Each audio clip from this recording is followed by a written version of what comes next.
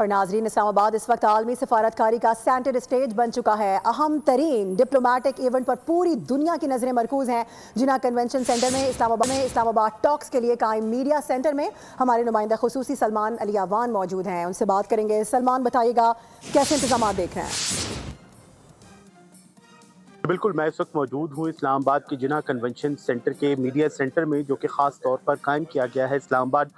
ٹاکس کے لیے۔ اور جیسا کہ آپ سب جانتے ہیں کہ اسلام آباد میں مہمانوں کی آمد جو ہے مکمل ہو چکی ہے، اور اس وقت پوری دنیا کی نظریں ہم بار بار کہہ رہے ہیں اسلام آباد پر ہے، کیونکہ اسلام آباد میں آج ہونے والی بات چیت پر مشرق وسطیٰ اور مشرق وسطیٰ کے ساتھ ساتھ پوری دنیا کے مستقبل کا دار و مدار ہے کہ کس طرح سے دنیا کے اس اہم ترین خطے کے اندر امن پیدا ہوتا ہے، اور کس طرح سے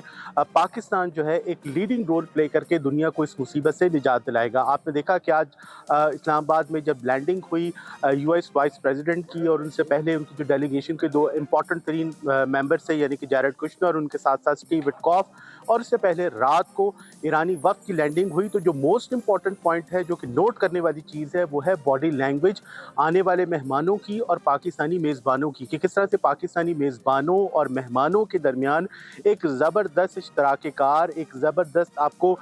جیلنگ نظر آ رہی ہے، گلو نظر آ رہی ہے آپس میں، اعتماد کی، ٹرسٹ کی۔ اور یہی وہ اعتماد اور ٹرسٹ ہے پاکستان، ایران اور امریکہ کے درمیان، جس نے پاکستان کو اس سینٹر سٹیج پر لا کھڑا کیا ہے کہ آج اسلام آباد ٹاکس ہمیں ہوپ فلی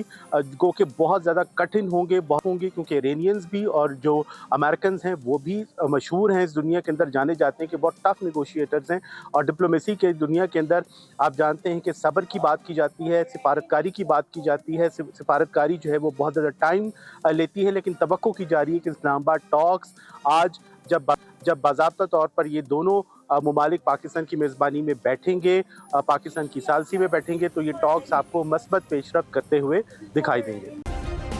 سبسکرائب کریں اور بیل دبائیں تاکہ کوئی خبر رہ نہ جائے۔